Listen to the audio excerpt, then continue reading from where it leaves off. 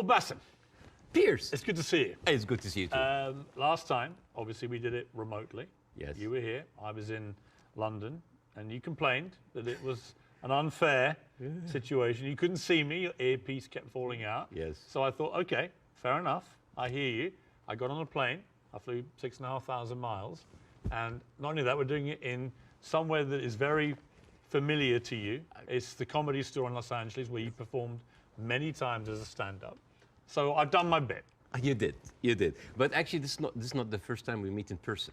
No, we did originally in London last year. And I know that many people are watching this for the first time. I would know this, but like I would really love to tell the story of that moment because I was having a tour in the UK and Europe, and I was doing my English stand-up. And one of my, advertising promotion plan was to come on your show. So my agent called me, it's like, Bassem, you're gonna be on Piers Morgan. I said, damn, it's like, what's wrong? It's like, well, Piers Morgan blocked me on Twitter. I did. And he said, like, what did you do? I said, well, during January 6th, the insurrection, you tweeted something about it. And I was so angry at what's happening. And I remember you having you and Donald Trump in a picture. And I said the guy who had Donald Trump with him, whatever. and then I used like very harsh words. And of course, you blocked me. And then I said, like, does he know? I don't know. Does he know? I don't know. Does he know? I don't know. So I walked into the studio. And the moment I was like being seated and they're preparing before we go on air, and you said, oh, hi, Bassem. It seems that you have more followers than me, but it seems that I blocked you. Why? Like, and I told you, and then we said the story on air. And it was funny because I made the joke, I was like, you have always been standing against cancel culture, and you just canceled me on Twitter. But we agreed that this is not canceling because this is your own space and you're free, but now you're unblocked me, and we're here. And we're here. And it was, and actually we agreed about January the 6th, by the way, just for the record. I was, don't know about you, maybe you weren't surprised, I was completely staggered by the response globally to our interview several weeks ago. Were you taken aback by the scale of it? Yes, of course, but I understand why. For many years, the media covering the Middle East has been showing a certain point of view. I'm not going to say bias, but I would say it did not allow certain voices, voices from the other side to be heard. And that is why you see the frustration. Whenever you speak to people in the Middle East, they tell you the same thing. They're not very happy with the coverage of the Middle East because our voices are not heard. Now, I am the least qualified person ever to talk about this conflict. And yet, just because I relate some of the talking points that we say and we hear the whole time, people felt heard. And when people have this feeling, they're happy. They have this response. They say, oh my God. For the first time, the West are actually hearing our point of view. Some of the point of view might not go well with other people, but at least we have a conversation. And I think that is the reason why people reacted that way. It's such an incendiary subject matter. I've never seen social media so ablaze with hostility on both sides. Did you actually, as well as enormous praise from the Arab world, did you also get criticized by some parts of the Arab world for not going perhaps hard enough? Oh, you didn't do that, you didn't do that. The thing is, this is like, you're damned if you do, you're damned if you're not. Right. If you don't speak up, why don't you speak up? If you speak up, you didn't speak up enough. If you're done, why are you if you speak up too much, oh, you're taking all the attention on you. And I love that fact because people always who accuse people of being the center of attention, they are actually not very happy that the attention is not on them. This is actually like a rule on social media. But yeah, there was a backlash, but there was also a backlash from the other side, which I mean, here and other comedy clubs, I worked with people from all kinds of different backgrounds, Jewish, Christians, Muslims, Arabs, atheists, all kinds of people. And there are a lot of people who went into my socials like, oh, so you're a terrorist sympathizer now, And I think it is important to have a nuanced, deep, interesting, intelligent conversation. A lot of people waiting for this are kind of like, yeah, Bassem, bury Piers, show him.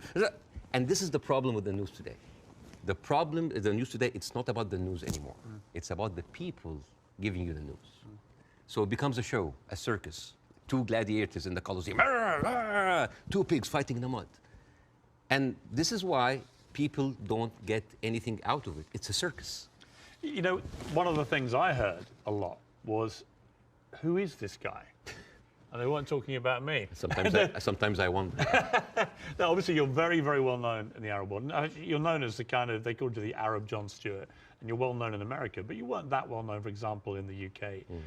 And I think what this interview did, it made a lot of people think, wow, all right, this is incredible, but tell me more about Bassem Youssef. And I did a bit of research into your life, and it is a fascinating journey that you've gone on to get here to Los Angeles. And I think it's worth just taking a little beat here to talk about this, because you began in Cairo as a heart surgeon. I mean, that was your career path. Yes. And, yes. And you were a heart surgeon. I was a heart surgeon until, I spent 19 years in that career, 7 years in medical school, 12 years as a practicing doctor. And 2011 happened, and the revolution happened, and I had my own show on YouTube. I did like small videos. Well, I'm going to come to this, because I was by coincidence, I had just joined CNN to replace the great Larry King. And I hadn't actually done any live show. I'd done a few weeks since I joined of taped interviews with big names, Donald Trump, Oprah Winfrey, things like that. And I was flying back to Los Angeles when I got a message that Egypt was going up in the start of the Arab Spring. And I actually went to a studio very near here, about a mile down the road on Sunset, the CNN studio, the old Larry King studio. And I went live for the first time, and it was about the Arab Spring, and it was about what was happening in Egypt. And at the same time, you, in Egypt, were actually in Tahrir Square, helping wounded protesters, actually medically treating them. Yeah. Yeah, I mean, this was a kind of movement that inspired a lot of Egyptians. At the time, I was in the hospital, and a lot of people just had volunteered. And the nurses were just like giving us like supplies, go, go, go. And we were going there. And we were basically tending to the wounded, because it is, and it kind of gives you a different perspective when you see helpless, defenseless people who are not armed, who are being beaten by security forces, military forces, being shot, being, hurt. And all we can do is just like provide some medical attention. And it kind of gives you a perspective to see how humanity sometimes can show its most ugly face. And the suppression of free speech, freedom of expression. Yeah. The ability of people to say what they honestly feel about a situation. Yes. And the suppression of people's basic rights to freedom. Absolutely, yeah. And that kind of like taught me a lot, and inspired me to do the show. But Well, you start, I mean, it's a crazy story, this, and I want to tell it, because you just decide to do 5-minute stuff on YouTube. Yeah. And you're expecting a few people to watch it. And then literally it just flies, and suddenly you're getting millions of people watching this. And very quickly, one of the big networks comes in, and then you're suddenly doing this stuff for 30 to 40 million people. Yeah. Like a third of the entire population of Egypt is tuning in to watch it. You're the biggest star of Egyptian television. Oh, please. You were. Don't stop. Somebody, I mean, what an extraordinary thing, though, for a heart surgeon to go from helping protesters medically in Tahrir Square at the start of the Arab Spring to within a year, you're the biggest star on Egyptian television. It's a crazy thing. It doesn't sound as glamorous as this. It felt horrible. Did it? Why? Oh, yeah. Overnight fame, this Scary. size, it's toxic. Terrible. Terrible. It corrupts. It goes into your soul, and it's not good. It's not. I actually didn't enjoy it. And the worst part about it is that like you're trying to do comedy in very controversial climate about very controversial issues. So you'll never satisfy people. And the problem is that people have these expectations. Oh, if you are successful in this, you must be successful at solving this. And when things are not solved, because politics, as you know, very difficult to solve, that expectation, this love turns into hate. And this is one of many reasons that like, I had to leave, and I came here eventually. Well, let's just take people through what happened, because they probably don't know, a lot of people. So during the presidency of Mohammed Morsi, who was a democratically elected Islamist, you had relative freedom to start, but then the more you went after government propaganda, the more you stood up for the people against the government, then the trouble started. Morsi wanted to shut you up. You eventually get dragged through the courts. For one day, it was a warrant for my arrest, and then I turned myself in, and I was interrogated, and it was the funniest interrogation ever. And in my stand-up shows, I talk about that scene. Because the guards were reading the stuff out and laughing, right? Well, the guards were taking selfies with me, which is funny. Right.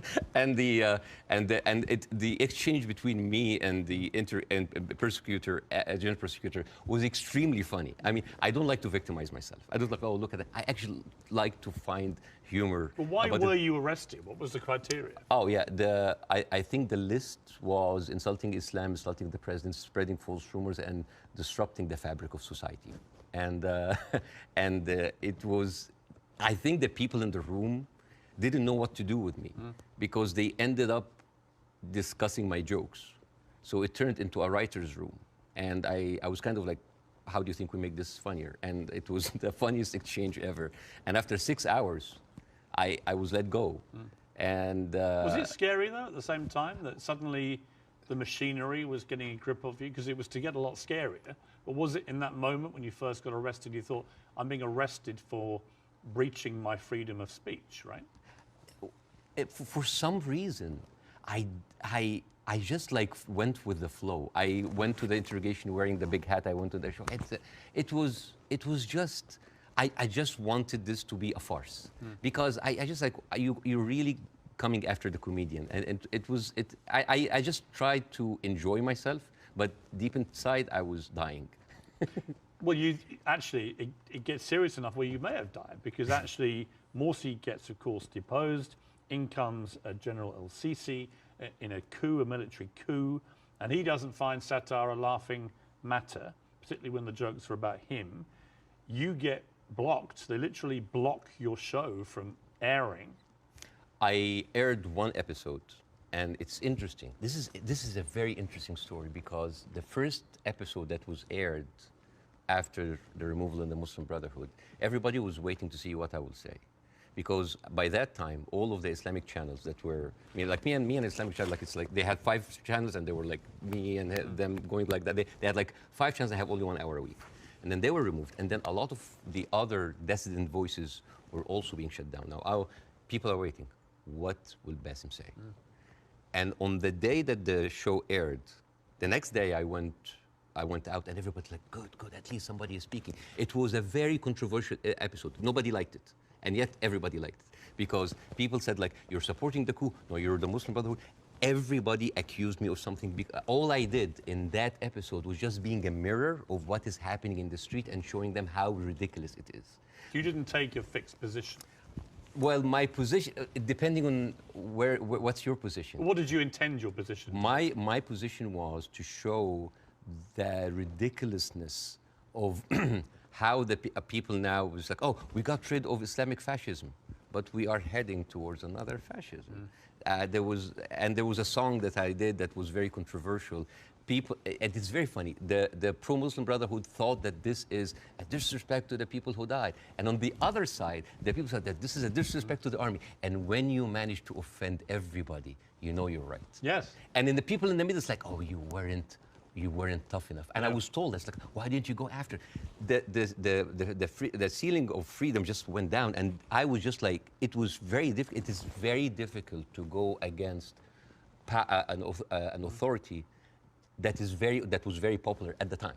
And especially a military authority with a lot of experience of weaponizing these situations. Yeah. You had death threats. People would always choose, most of the time, they will always choose the military form rather than the religious form because they kind of like, at least they are not infringing on my personal freedom. Not yet.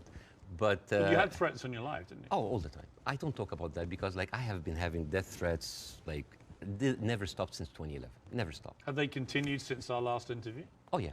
They never stopped. People threatening to kill you? All the time. Why? For what reason? Oh, for just saying something that they don't like. Oh, because you are against Egypt, you're against Islam, you're against our president, you're against God. It never stops. It never stops. It doesn't bother you? I mean, if you die, you die. You know? If you die, you die. I mean, since when, whatever, like, no bodyguards deflected a bullet. you know, maybe the guy who was with Ronald Reagan. But Yeah. I think it's like whatever happened. Even like at a certain point, I actually had like private security. And then I told them I can't. I cannot live like that. If that's my destiny, if I die, I'll just die. You end up with your lawyer saying you got to get out of here. You got to get out of Egypt. It's Yeah. getting too dangerous. Yeah. Something bad's going to happen. You're going to Yeah. get arrested again and probably thrown in jail, or you're going to try and kill you. And you flee to Dubai, and then you end up here in America. Yes. Was that always the plan, to eventually come to America, or was it expediency because of what happened? Well, it's funny that you said that because I visited the United States after the first year of my show. And a doctor that's there, an Egyptian doctor has been there for a while. I said, listen, Bassem, you are very visible in the media, and I think you can use that to apply for a green card as a special talent. And I did. And I said, like, I have like a huge show in Egypt. It's actually the criteria, because I have the same. Yeah. Is an alien of exceptional ability. Yes. Is what they call you. Yes, we're very charmingly. Yes, we're very We're exceptionally able aliens. We are, but we're still aliens. Yeah, yeah. I know. It always makes me laugh. Like, you can come here, but you are an alien. You're an alien, but you're exceptional. Yeah. And I just applied for it, and I got it. I got the time 100 that helped both from my application. I said, maybe I'm not going to use it. And then when that happens, ooh, the green card came handy. So a lot of people think that I'm here on asylum. I'm not. It was just a strike of luck.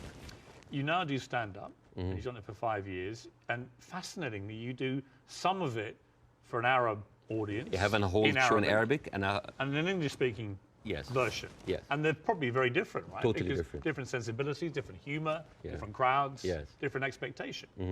Yes, well, the Arab audience come to my show, they expect that's going to be another version of my show that I did in Egypt, and I said, no, it's my personal story. And that when the Arabs come to my English shows, like they think it's like an English version of the shows, like, no, it's a different story. Even then, this weekend, right before I met you, because of our interview, I sold out Arizona. Really? Yes, and I stood, and the first thing I said, like, who here came because of the Piers Morgan show? I was like, I was like, boy, you're gonna be disappointed because this is not about that. But isn't that amazing? I mean, Yeah. that shows the power of that interview. Yeah. Resonating even in Arizona here. Amazing. Yeah, because I don't want to succeed just because of a trending moment of time. It is the same show that I've been working and perfecting, and like any stand-up comedian in the United States, your dream is what? Is to sell your special to platforms like Netflix, to HBO, and you want to get there. Because for me, that was like a rebirth. Because I thought like everything was lost. I came here, I had nothing.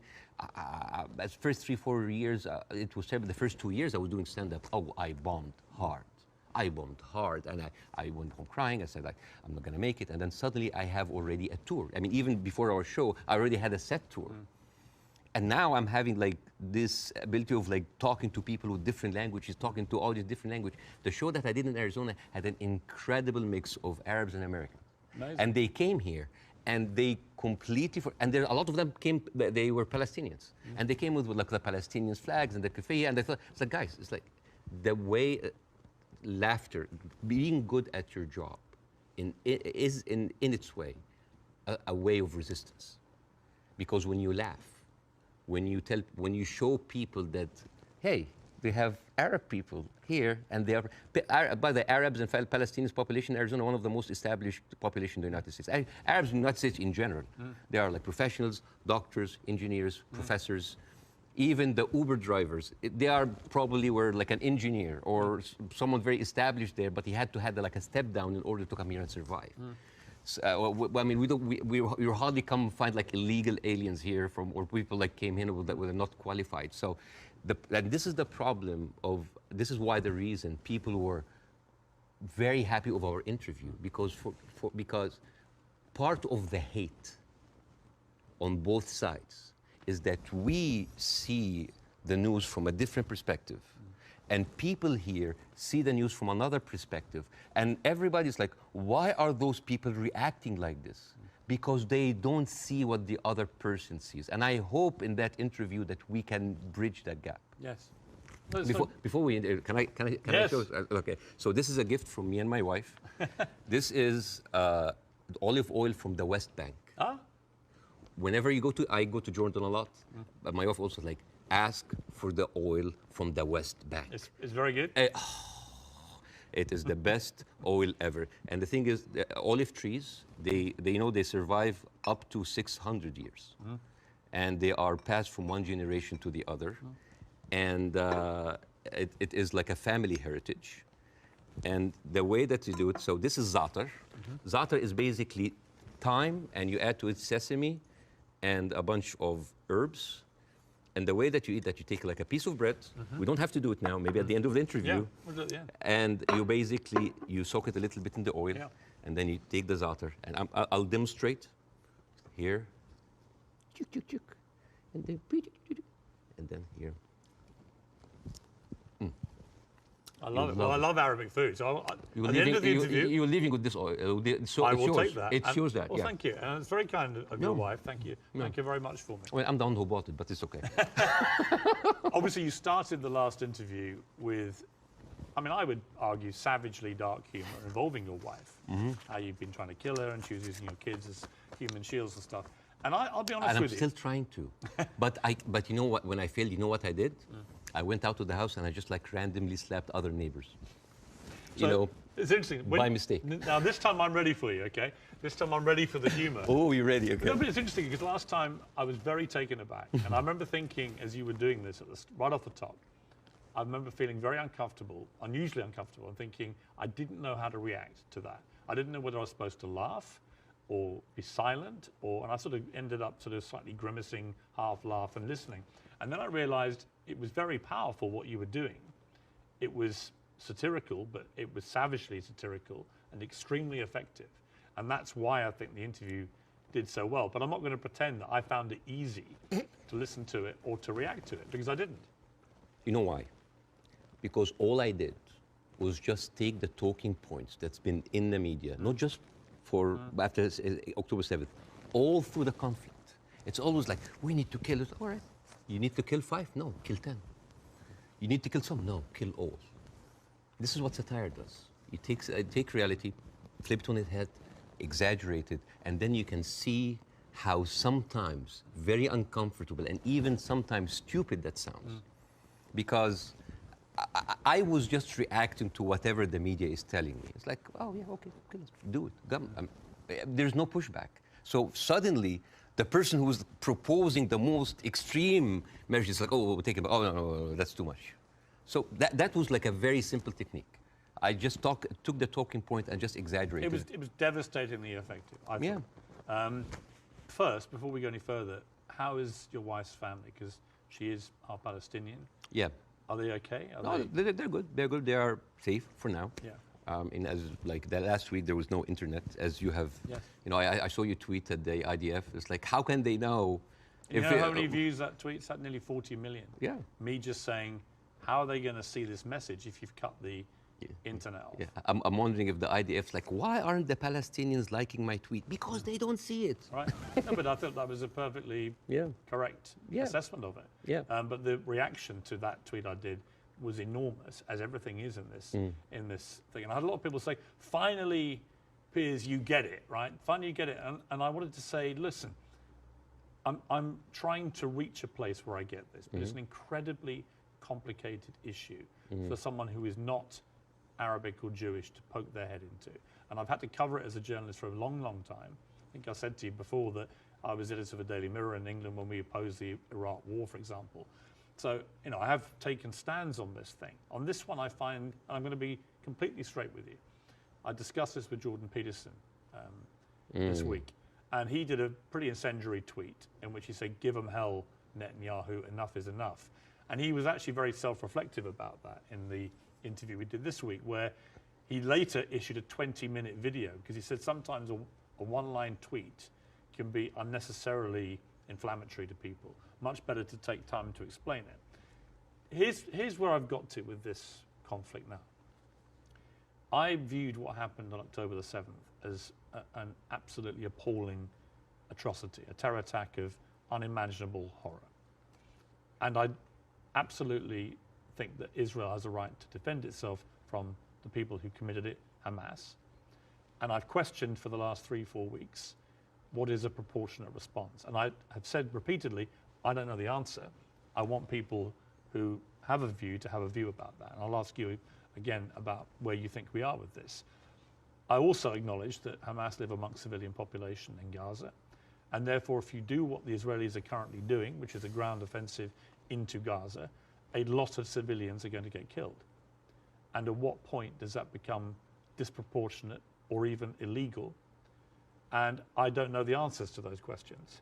And I have a moral quandary because my instinct is to say that Israel has no choice but to respond to what happened in a very forceful manner.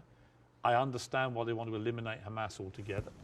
I understand that if they feel they can, then perhaps we can move to a two-state solution or peace or whatever it may be, although I don't think Netanyahu will ever be the person to do that. But the moral question for me is, at what point does this become disproportionate? And when you see thousands of children being killed in Gaza, it fills me with utter horror. And then people say, well, do you condemn it? And I find it very easy to condemn Israel turning off the water, Israel turning off the power. I think it's ridiculous that Israel should have that power over millions of people who are not part of their country.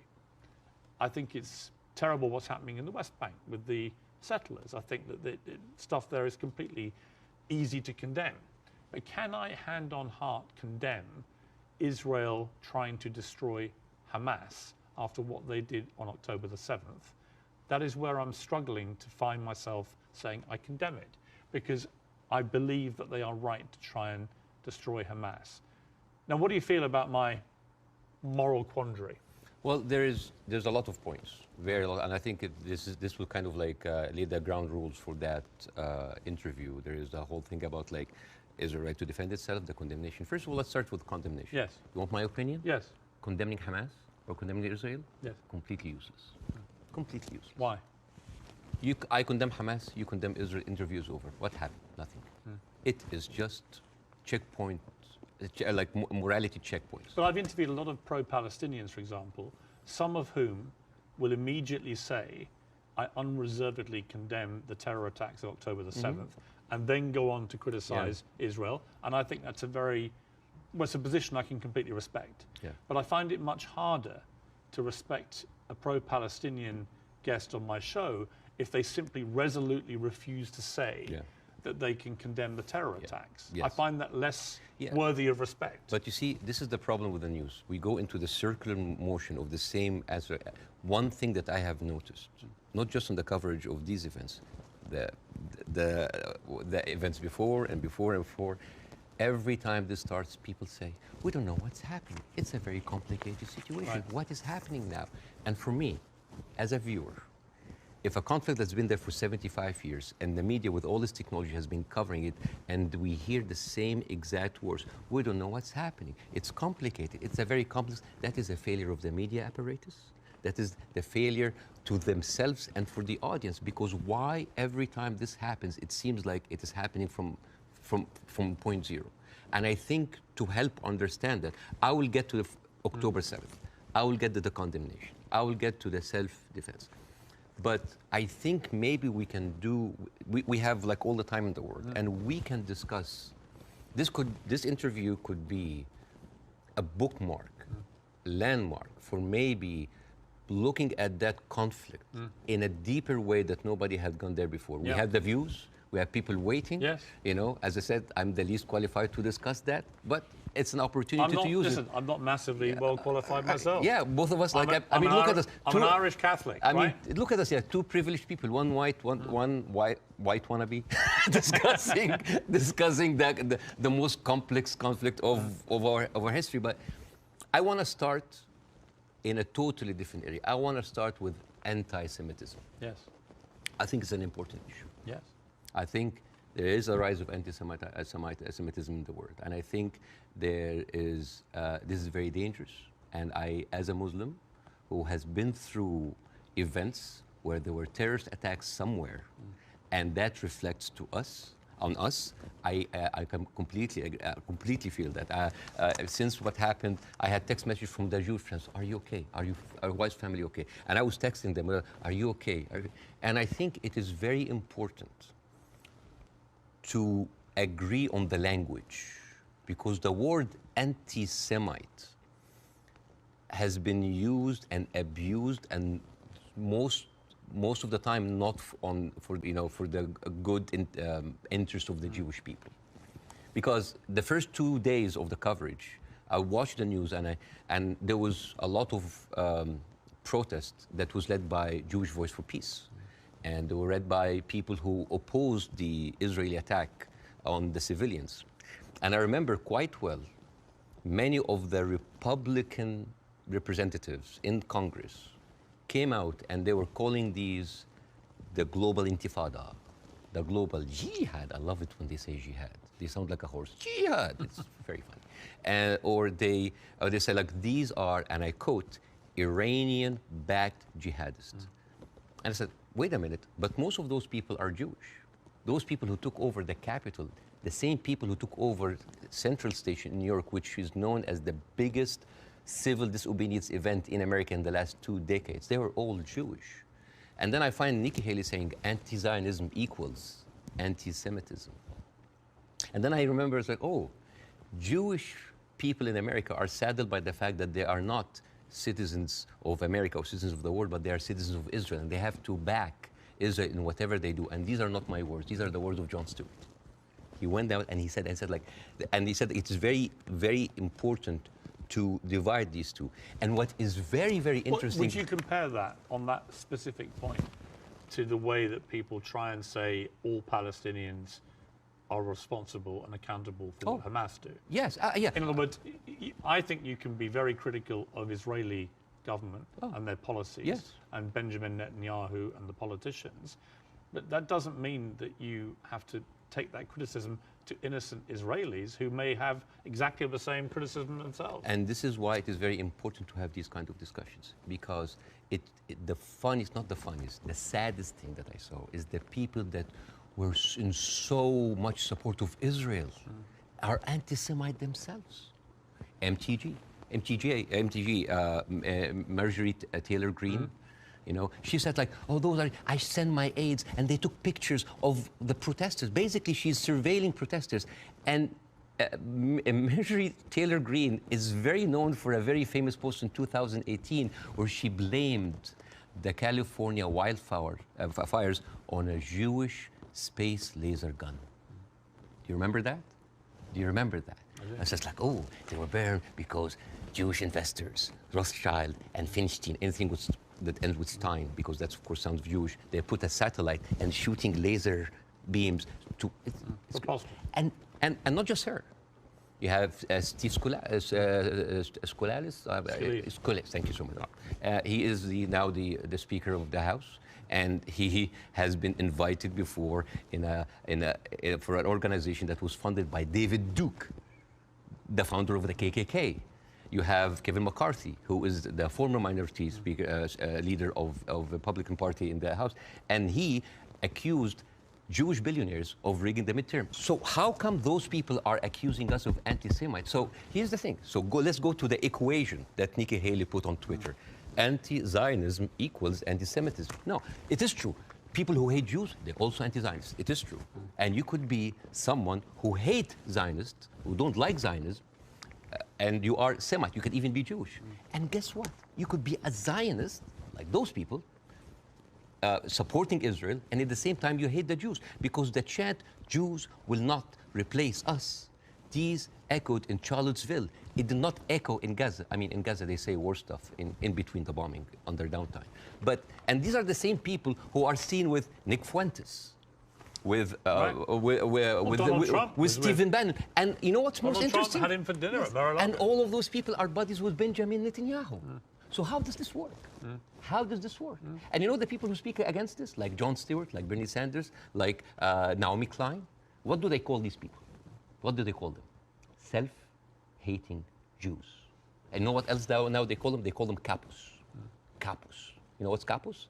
Capos, basically these were the Jewish inmate in Auschwitz that were forced by the Nazis to stand as guards on their own inmates. You see how degrading this is. And this is the way to shut down conversation. Anti-Semite, Islamophobe, you hate America, you hate the military, you hate Egypt, war on Christmas. This is how you shut an environment that does not allow disagreement is not an environment made But for let me growth. a- It's an okay. environment made for control. Let me ask you this. Say, take the student protests in Yes, America, at universities. I have no problem instinctively with students protesting. It's actually part of the DNA of being a student, right? But I do have a problem with two things. One, the protests that happened almost immediately after October the 7th, within hours, which were clearly, deeply, deliberately inflammatory and hurtful to Jewish people. Secondly, I have a real problem with the students who were beaming direct pro-Hamas slogans onto buildings on campuses in America. You know, I'm all for free speech, and I really am. The whole show is predicated on that.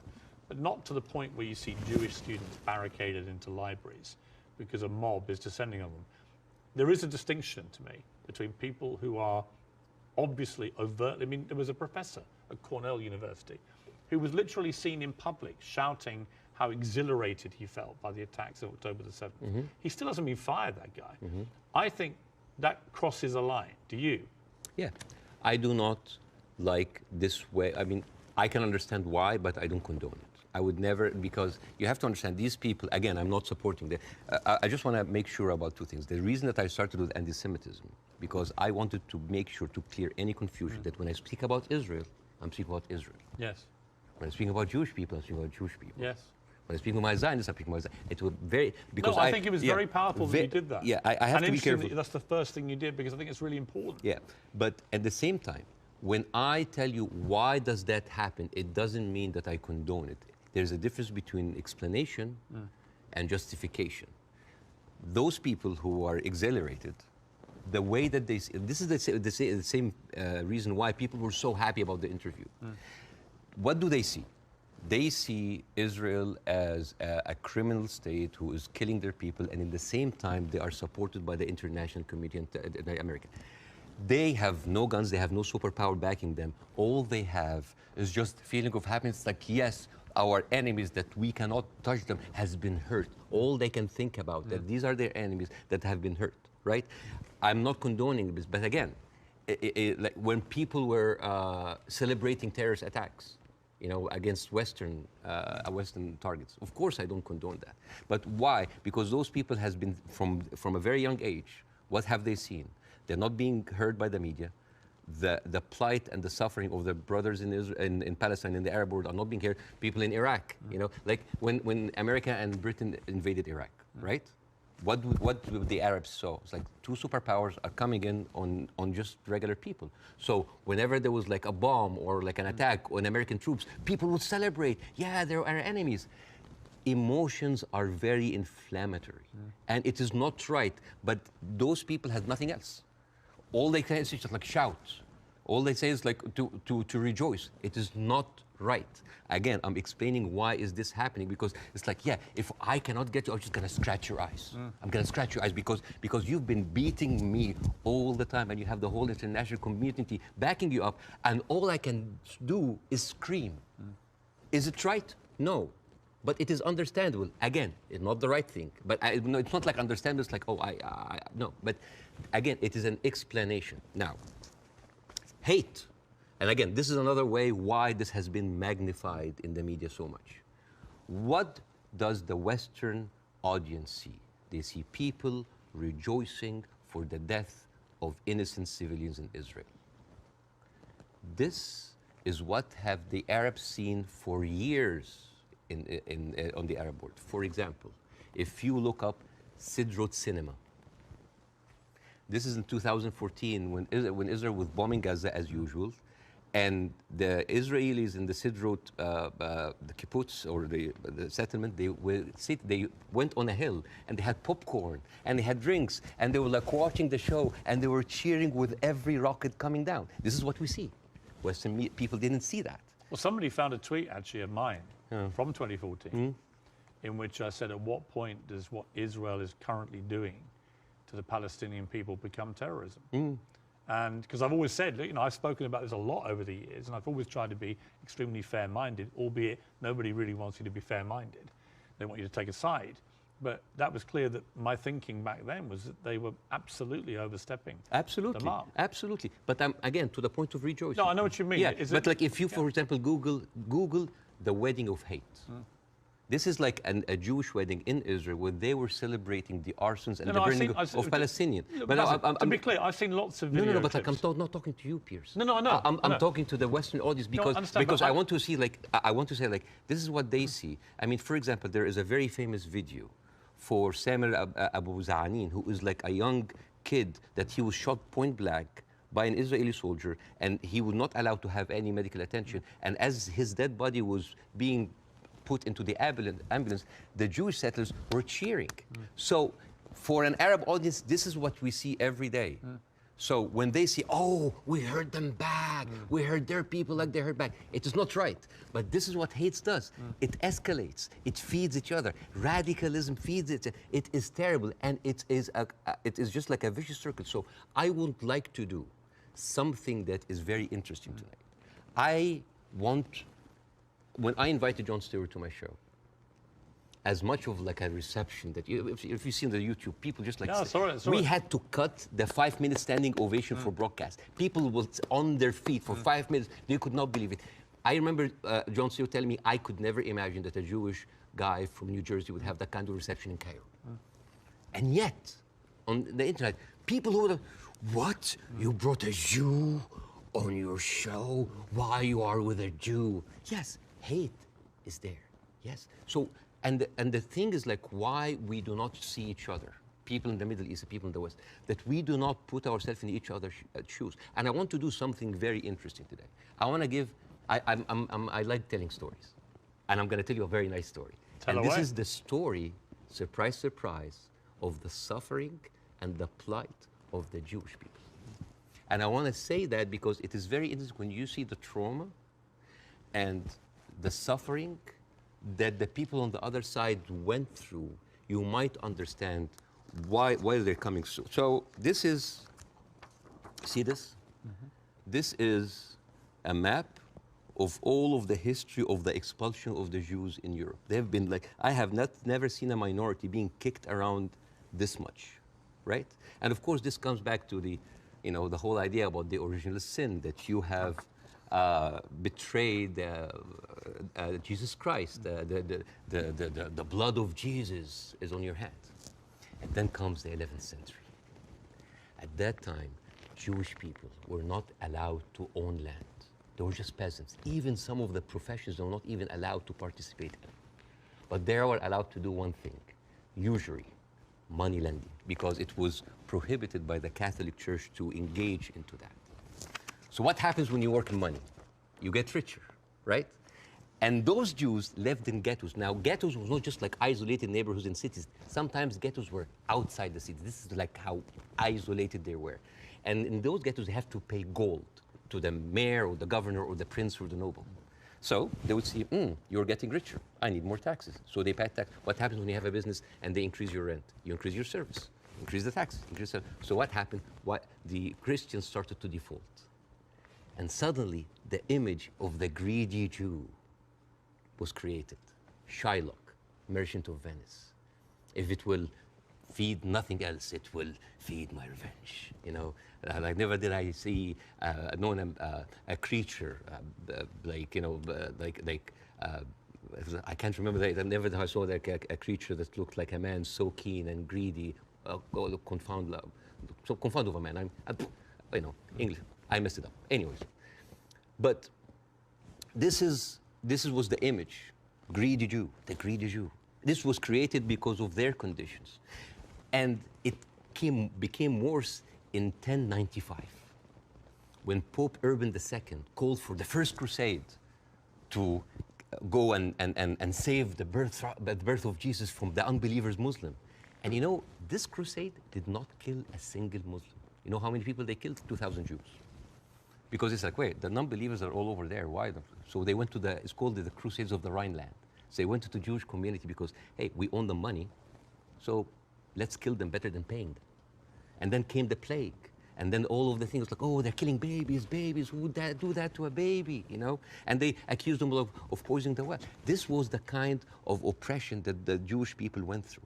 Fast forward 19th century, there was like the Eastern Jew in Ukraine and Russia, and there was the Western Jews in Europe. those people in the East, the Eastern Jews, had to immigrate because there were pogroms and they were like, kicked out. And at a certain point, the people in the West, especially in England, it's like, there are too many Jews. We need a solution. A solution for what? For the Jewish problem. So it's like we need to get rid of them. And you know what? Palestine was not even on the A list. Palestine was on the B list because England proposed 6,000 square miles in Uganda for the Jews, 1903. And the reason why Palestine was not on the list, that it was objected by a lot of rabbis that said, like, it's a promised land, but only when the Messiah comes. But there were other options: Argentina, South Africa, Uganda, Madagascar. And eventually they said, all right, let's do Palestine. So they went to Palestine in 1914. There was 700,000 people living in Palestine, 3% were Jewish. 1917, Balfour Declaration. Arthur Balfour, he called the Jewish people in England that they are alien and hostile race. And the thing is, the only Jewish member of the parliament, of the English parliament, Lord Montenegro, he objects, like, these are British citizens, we should not kick them out. So they pushed them, but it was not going fast enough. Came the Nazis. And then it was not about the solution anymore. It was the end losing, the final solution by Hitler, because he needed an answer for the Jewish question, the Judefrage. And then, as you see, the Holocaust happened, the most orchestrated, industrialized, horrible genocide in our modern time. 6 million Jews died. So it accelerated, and they went. First of all, they left Eastern Europe, and they went to West Europe, and went to America, and they were turned down, and they were pushed towards Palestine. So by 1948, right before the declaration of the State of Israel, there were 2 million people living there. Only 30% of them was Jews. So the whole idea of like a land without a people to a people without a land was a marketing thing. They were already Palestinians. So suddenly, from our perspective, the Jewish problem is not a Jewish problem, is not a Middle Eastern problem, is not an Arab problem, it is a European problem. It was pushed on us together with the guilt because now we are the anti-Semite. Now we are the Jewish hater. And not just that, they took land. So people look at this like, why are we even, we had a lot of refugees coming in.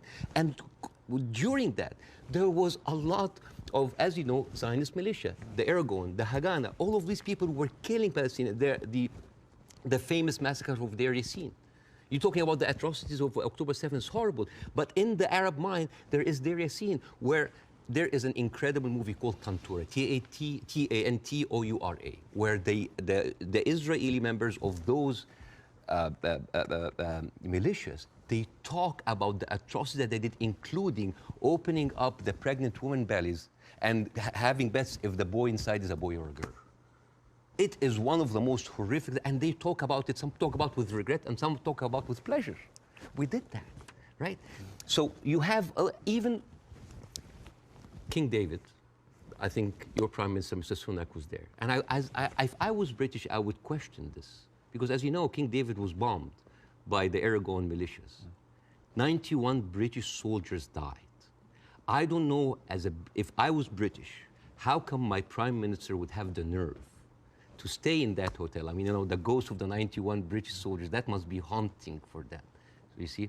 So when you see all of that, and you see that suddenly, overnight, 1948, there were 1.5 million Palestinians, half of them, 3/4 of them were overnight pushed into refugees. Yeah.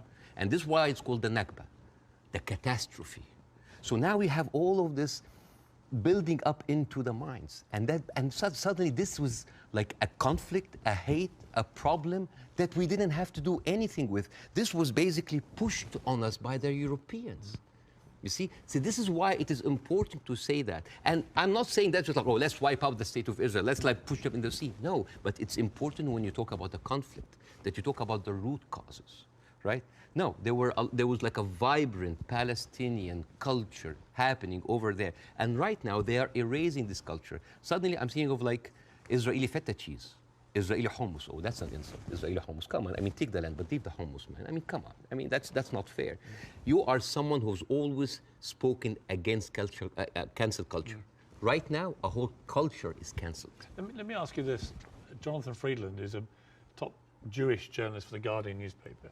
He wrote a very interesting column last week in which he said, at the root of all this, you could argue you have two sets of people with just cause, and they believe passionately in their just cause.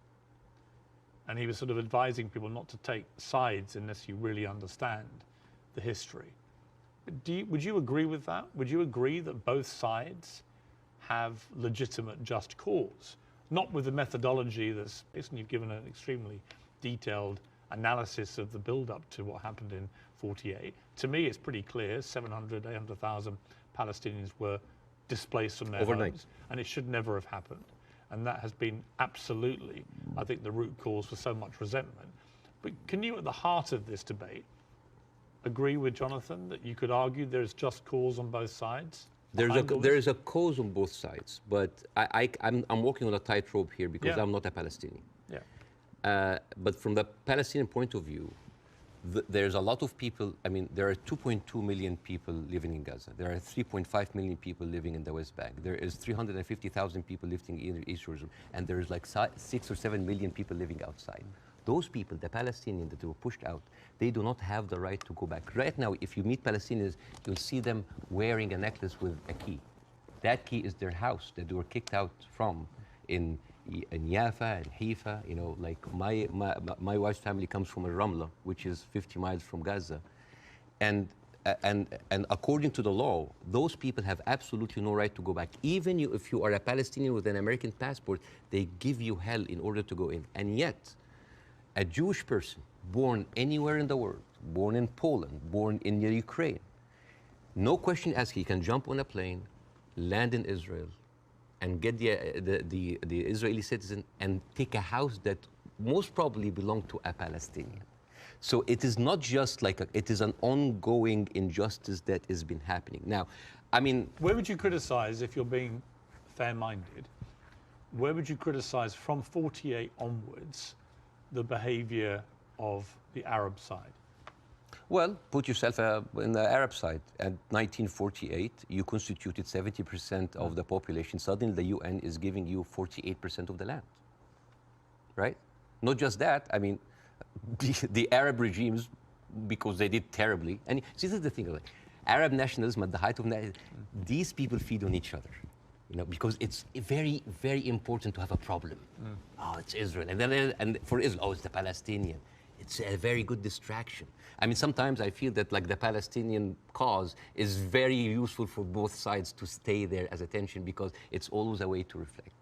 But, and this is a very important question because in the mind of the Western audience, they always thought of the Palestinian resistance or the Palestinian side as like Islamic, as militant. No. As a matter of fact, some of the early suicide bombers were female Christian Palestinians because they, like the RIA, you know, they were fighting for a land. The whole idea of Islamization of the whole cause came very later. As a matter of fact, you will find this very interesting because when I saw this, I did not believe it. This, you know, the Fatah movement, which is the PLO, the Fatah. This was their slogan. Can you see? You see there's a crescent, a cross, and a menorah. And they say unitary, democratic, non-sectarian. So basically in the 1960s, Fatah were basically marijuana-smoking, tree-hugger hippies. And yet that didn't work, right? And the thing is, I always hear that like Arabs were giving so many chances for peace. That is not true. As a matter of fact, all along history, Israel didn't give an inch of land by peace. 1973 war, they gave back Sinai because Egypt like initiated the war. 2006, they went out of south of Lebanon because of the resistance they have. Even the disengagement of Gaza, they didn't do it out of the goodness of their heart because they had too much casualties. And even the Oslo Accords, the peace treaty, the one that Isaac Rabin and got the Nobel Prize for, they did it because of the Intifada. So what is the message that Israel is giving to the Arabs? I will never give you anything with peaceful resolution. You will always have to fight for it. Do you not think that, for example, I mean, Bill Clinton feels this very strongly, that there was a great deal to be done, and Arafat, just in the end, having indicated the whole time that if we got to this place, there would be a deal, just walked away. That was the closest that everybody came, and that actually, I mean, could Clinton have done any more than he tried to do then? I am not, again, that's why it's very important to have people who are much more qualified than me to talk about this. But two things I can say about that. Number one, the whole thing about the Oslo Accord, there was a video for Netanyahu who was talking to the settlement offer 2001, and he was bragging about sabotaging. He was talking to us like, I sabotage. It's like there was going to be no peace. Yeah, you've seen that, right? Yeah. And in that video, if you remember, when he was saying like you have to hit them hard, 2001, no Hamas at the time. They were talking about the Palestinian Authority. We have to hit them, we have to kill them, we have to make them feel the pain. And then one of them says like Bibi, but wouldn't America kind of just like, so what? The American public is easily manipulated. 80% are with us. It is absurd. And as a new American, where I can have the privilege of being retrospectively angry, I said like, this guy is mocking the government and the people who have been with him all the time. It's like, oh, they can be easily manipulated. They can do, and even, by the way, even Isaac Rabin, the one who actually did the peace accord, he was known famously, say, the way to actually beat those children is to break their bones, called the broken bones policy. They would like get those kids and break their bones on the pavement. So this has, the whole idea about like Israel wanted peace and Arabs only wanted to fight is a very, very bad representation. I actually think as it's gone on, the genuine will on both sides for peace has not existed. No. I think it's been a deceit to the world. No, I'm sorry. And to the relative groups of people on both sides. The official... And actually a betrayal of them. The official stand of the Palestinian Authority, and again, I cannot speak, I mean, it is very difficult to do this. The official stand of the Palestinian Authority is that we are just happy with 22% of the land. Just give us like the... Yes, there are people that dissent, but the thing is, you cannot just say, okay, let's talk about peace. And then you take away my land. Let's talk about peace. And there's a kind of like passive aggressiveness happening. Oh, let's talk about it, but I'm going to build settlements. I'm going to suffocate your cities and your villages. You see, I think that has been incredibly inflammatory. Yes. Worsening the situation. I think putting back the chance of peace. I mean, Netanyahu, I interviewed Netanyahu earlier this year in the middle of the big social protests in his own country. And I couldn't understand what he thought he was doing, except that it seemed to me political expediency, that he had to get power, again, he had put a bunch of right-wing headbangers into his cabinet who have incredibly bad records, speak in an incredibly incendiary way about Palestinians, for example, and that he did this for power, and then he launched, because they were pushing him to do it, a ridiculous assault on the integrity of the Supreme Court, the independence of the Supreme Court. And many Israelis rose up. So Netanyahu has become, to me, a big problem. Right? And the people, all the polling shows that. Israeli people are very unhappy with Netanyahu. I don't think he's ever going to actually want to forge peace. And in fact, I think he was instrumental with Hamas in wanting to keep them in power, because he felt that that would create the split with the Palestinians, with two political groups, and that would be good for Israel. And it was leaked in a Likud conference in 2019 that he was bragging about giving Hamas money because this is a way that we can keep Palestinians divided, and yet we'll never have one. So this is a guy who was... But look, we can agree about Netanyahu, I think. No, right? but not just Netanyahu. There's a book... And I would say most of his cabinet. There's a book called The Fear of Peace. It's by Moshe Zimmerman. And he's an Israeli historian, and he said, like, the average Israeli citizen does not have a vision of peace. Because for 70 years, this is a country that has been, the war has been going on for, they have been expanding because of war, the military is taking over. So the whole idea of peace is not even there. It's not just Netanyahu. Like you have, I remember you have interviewed Naftali Bennett. Yes. And I think you tweeted that that was like a very kind of reasonable take. Yeah? I don't think I said reasonable. No. Yeah. But like this Naftali, he went after Queen Rania, and he called up shame on Queen Rania. No, I didn't say reasonable. I just said this. I did a fire emoji. Yeah. I just said what he was saying. Yeah. I mean, I was going to ask you about Queen Rania, and let's ask about since you've raised it, because Queen Rania accused the West of a glaring double standard. She said, "This is the first time in modern history there's such human suffering, and the world is not even calling for a ceasefire. So the silence is deafening, and to many in our region, it makes the Western world complicit." Now, other people said, well, okay, if you feel that strongly, why aren't you taking in any Palestinians? Why is Egypt not taking Palestinians? Why does the Arab world want to constantly attack Israel without actually offering any place to go for the Palestinians. So what do you say to that? That is exactly what Israel wants. And that is exactly what might actually starts Third War III. This is the war solution.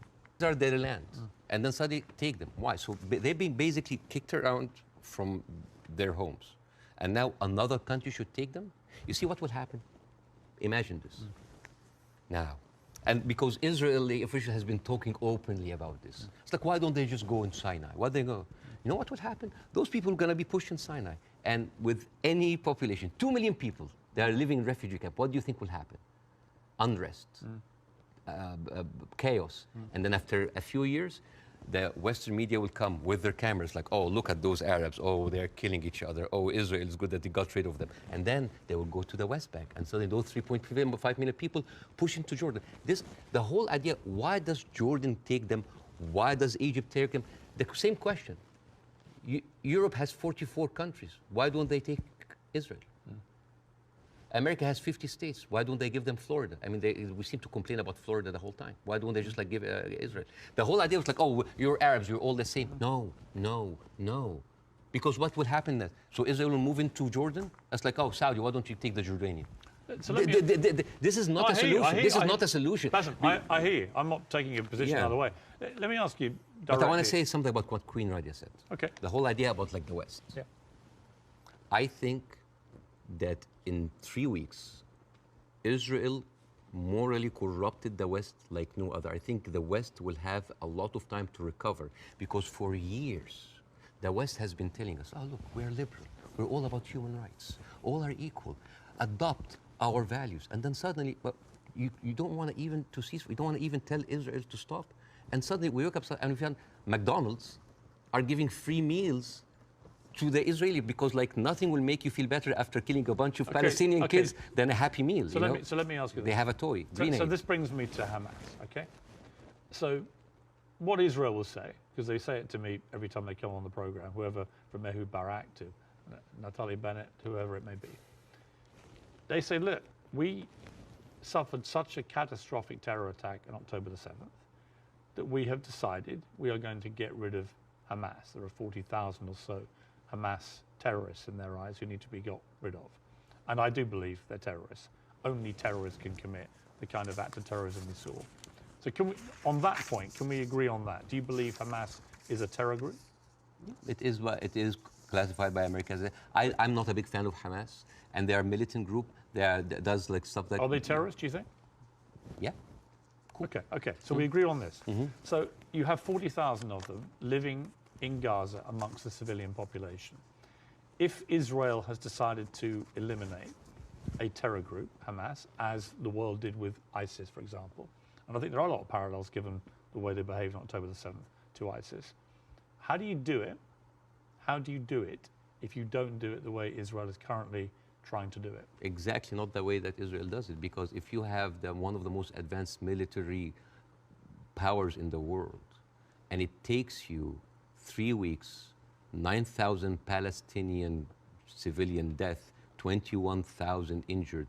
As we are talking right now, Israel just bombed Jabalia, which is a known refugee camp. This is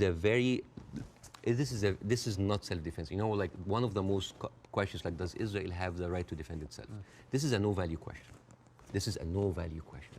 Well, I would ask a different point. I would say, not only do they have a right to defend themselves, which every country would after a terror attack, right? But they actually have a duty and responsibility to their population to try and stop that happening again to them. They've been doing... And I do understand, and I agree with that. Yeah, but here's the thing. If it takes you all of that time, all of these civilians, to take out a few hundred guerrilla fighters... We don't know how many of the people... A few thousand. We don't know. It doesn't matter. Yeah, but Bassem, you don't know and I don't know. We don't know, but like... We don't even know if the casualty numbers are correct because they're all coming from Hamas. And we and we should believe Israel? No, not necessarily, no. No, I don't believe either side. But here's my problem with Israel. But here's my point. I don't think we should assume that we know these statistics are correct. I don't think we should assume we know exactly how many children are being killed. We do know a lot have been killed, so the moral argument remains the same. But we don't know how many Hamas terrorists have been killed in the last 3 weeks? We just don't know, do we? So basically, we're dealing with a very incompetent military force that has been sucking America dry for years, and then they cannot do the job. But how else do they get rid of Hamas? Not like that. How do they do it? I don't know, but not like that, because they've been trying. But you've got to have another. They have. First of all, I'm not a military expert. Second of all, they've been trying the same thing for years. They go in. This is not an eye for an eye anymore. This is an eye, a limb, a life, a house, a neighborhood, a whole population for an eye. They don't see. I mean, your friend Ben Shapiro, that you particularly despise. Oh, I love Ben Shapiro. He's very smart. Oh, yeah, but you've been very critical of him, and that's fair enough. I'm sure he would be of you. But when I asked him about proportion, he said I don't care about a proportionate response. So let's kill civilians as Hamas did this, so we are going to get rid of Hamas. But it's not in his eyes. It wasn't eye for an eye, tooth for a tooth. It was this group of terrorists did this, and we are now going to rid the world of these terrorists. And this is very important to look at things in context.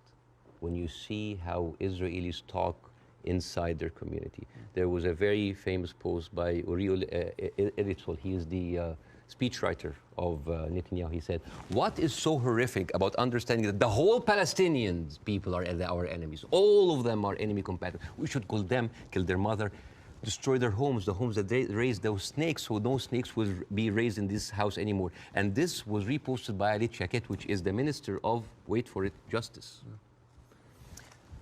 It's not about Hamas anymore. It is not about Hamas. They can tell you it's about Hamas, but it's not about. It is basically. They have said it many times, Piers. This is a way to kind of push them into Sinai. This is not about eradicating Hamas. This ship has sailed. I am sorry, but anybody who still believes that this is about Hamas is stupid, because they. See, I don't agree with that. Really? No, because I think. But why there? I tell you why I don't agree. There are like 100 people. I think killed in Gaza any country that suffered the kind of terror attack that Israel suffered, with the kind of death toll that occurred that day, 1,500 plus people, grandmothers, kids, young women being raped, kidnapped, beheaded, it's been reported, and so on. Well, you can raise an eyebrow. I mean, they found a young woman's skull, right? But what about the babies that were beheaded? Well, there was a report, and you and I had this discussion on air. You falsely quoted me, and I wanted to clarify that with you in person. You thought I'd said that 40 babies had been beheaded. So what did you say? I never said that. What did you say? I said it's been reported that 40 babies were killed, some of whom had been beheaded. That's what I said. Yeah. Totally different. Yeah. It's a very different. Well, it is different. Yes. Do you accept it? English is a second language, so they're different things. Of course, yes. Between saying 40 babies have been beheaded and 40 babies have been reported to have been killed, including some. So where are those beheaded babies? Well, apparently journalists are being shown utterly horrific footage. This comes to a very important question about credibility. Again, I'm not condoning what happened on October 7th, but I'm not a journalist. But as a journalist, wouldn't you take anything that an authority would say with a grain of thought? Yes. Especially if this authority have a long history of lying. And I'm just going to give a few examples. 1996, they bombed Kana. It's a refugee camp. They killed 106 people.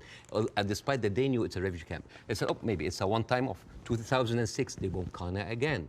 2014, they killed 2 teenagers at a checkpoint. They denied, as usual, but CNN was there. So they said, we have to say it. 2018, they killed a medic, a Palestinian medic, and they fabricated a video showing that it's someone else, that he was a human shield. And then can I just finish that? I do want to respond. And then 2010, they killed Ahmed Oraikat, denied it, then said, it's okay, it's us. 2021, they bombed the media office in Hamas. It's not us, but no, I'm sorry. And then 11th May 2022, Shireen Abu Akleh, a reporter, your colleague, she's Palestinian, American citizen, she was shot in the head.